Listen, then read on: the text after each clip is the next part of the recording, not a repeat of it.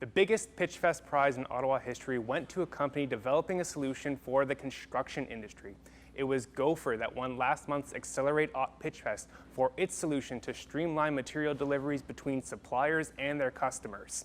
We're going to find out more about this app and what sets it apart from its competitors this week on Techopia Live.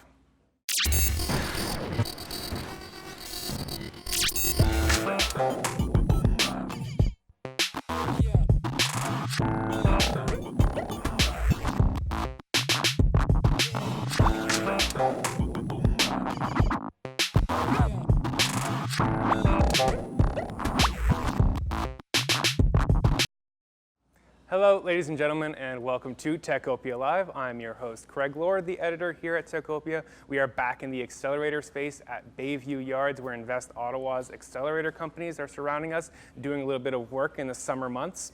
This week, we are talking to GoFor's Brad Rollo, the CEO of the company, to hear a little bit about the company's recent pitchfest win. Now, AccelerateOTT ended with a bit of a boom, a bit of a surprise when we found out there was going to be a bigger prize than advertised. Yes, for sure. And $500,000 of that went to you from Panache Ventures and Capital Angel Network. Yeah. Brad, congrats first and foremost on that prize. But can you tell the audience at home what won it for you? What's kind of the pitch here for GoFor, what you're doing?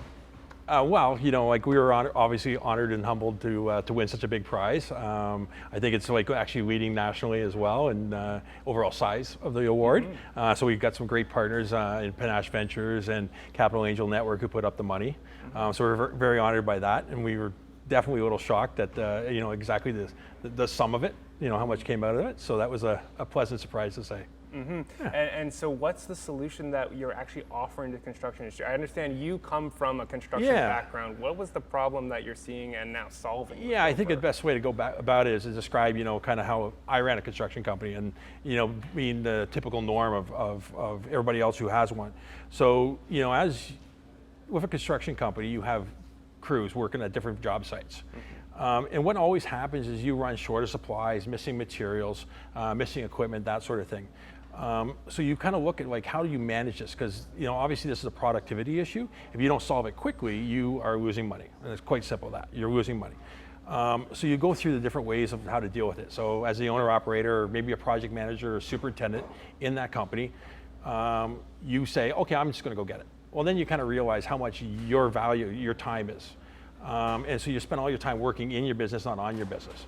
Then you're like, okay, well, you know what, I'm gonna get somebody from the job site to do it. What usually happens is you waste 2 hours. We get guys who actually say they save $120 every time they use us to deliver, because you're losing that much productivity, man hours, that sort of thing. And typically what happens is the most valuable guy on the site, you know, the lead carpenter, the most skilled person, is actually the one that ends up and go and get it, not the lowest skilled. And then as a final way, you kind of like, okay, well, I can't deal with this internally that easily, so I push it onto my suppliers. And then your suppliers who do deliveries great, who have the large vehicles for the most part, not necessarily the smaller vehicles, but the large vehicles, but they're booked solid days in advance. You know, so they're not there to service urgent, right? So very few suppliers have the ability to offer urgent delivery. Mm-hmm. So you come in here with an application, an interface, and a fleet of independent drivers that are there to actually make those deliveries and shuffle them from supplier to customer? Yeah. So we're platform-based, technology-based. We use that crowdsource model, as you've heard we mentioned before, the Uber Eats, which quite different. We're not that, other than the fact that it's crowdsourced. We have a technology platform that manages the entire delivery process, from requesting a delivery to tracking that delivery, for managing the driver and proof of delivery, because that's a big part in our world, is that proof of delivery, to actually finalizing the delivery request. So it's kind of a click and forget system. Mm-hmm. And you referenced it there briefly, but it's a useful metaphor to say we're the Uber of this. What actually is different about the way GoFor approaches it? You're a B2B company. How does that separate me ordering some French fries on Uber Eats versus the regular demands of someone in the construction industry getting the supplies that they need in a timely manner? Yeah, so we're a true marketplace. Yeah. Okay, so we connect construction guys, contractors with suppliers and independent owner operators, right? we do not stand in between our primary partners, which are the suppliers, the distributors, and their customers. We're only there to facilitate a better customer service experience. If you look at the Uber Eats model, you buy product, you buy something in that app, and they have it delivered. What is also different is that and different from all our kind of the B2C omni-channel delivery guys, is that we offer multiple size deliveries based on the goods that need to be shipped. So when we started this business, we were small, medium, large, which is something like a car, cargo van, cube van. And we quickly realized that the demand actually went far beyond that, went into something like a flatbed Moffat. So large pallets of materials need to be delivered. All these specialty vehicles. So now we build our service offering out to manage this as well. So going back to where we started here, it was last month that you won that pitchfest prize. How has life changed in about just a few weeks? Is there notoriety? Is there increased capability with these new resources? What's different now? Yeah, as with the funding, it allows us to put our heads down a little bit. You spend a lot of time fundraising, so this kind of takes that pressure off. Let's just put our head down and really focus on what we're trying to do is grow the company, right? So. It's allowed us, we're launching Charlotte, this most recent market. We're up and operating there. It's put the key staff in place in the different areas, the different markets to help grow them. We now have we're planning our Dallas launch, Dallas-Fort Worth, hopefully about a month out, also with that money. And in Vancouver, it's kind of supported the Vancouver launch very, very well as well. So making a little progress throughout North America. Is there a plan for the next year or so? Where do you think GoFor is going to go? Yeah, we're obviously very aggressive in our growth. We want to, obviously being a Canadian company, we've been running for 2 years almost.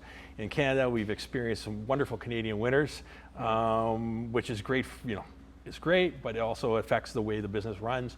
We're looking forward to getting down to the States, so you start to statistically remove those anomalies for opposite or some warmer weather in the winter. Also, we're finding certain interesting characteristics of U.S. cities, just the way that the gig economy is approached down there, more availability of vehicles and that sort of thing and drivers. So looking forward over the next year to really leverage that the America, U.S. market and expand to hopefully, by next spring, this time next year, 15 to 20 U.S. markets. Okay, great. Yeah. Well, if nothing else, I'm sure this pitchfest is great validation that you're on the right track and gives you some confidence as you start to expand more south of the border to some new markets and hopefully see GoFor catch on a little bit. So thank you very much, Brad, for joining us. It was wonderful to have you on the show and hear a little bit about where GoFor is, again, going. Great. Well, thanks for having me. That was fun. Awesome. Thanks, Brad. And before I let you go, I want to take a quick moment to thank some of our sponsors, without whom Techopia Live would not be possible. I want to start with numbercrunch, offering virtual CFO services to SaaS firms. There's Perley-Robertson, Hill & McDougall, a leader in business and tech law. There's TD Bank, offering specialized services for tech firms. It's also the University of Ottawa, Faculty of Engineering, creating the next generation of technical talent. There's Stratford Managers, offering services to help you scale up your tech venture. And KRP Properties, offering so much more than just space. Now, Techopia is not just this fantastic show. We are also available online with daily articles on obj.ca/Techopia. You can follow us on social at Facebook and Twitter at TechOpiaOTT. And if you're watching us on YouTube, please leave us a like and a comment. We would love to hear from you, and subscribe to see more of our weekly tech interviews. Apart from that, I just want to thank you very much for joining us for another episode of Techopia Live. We'll see you next week for the very next episode. Thanks, we'll see you then.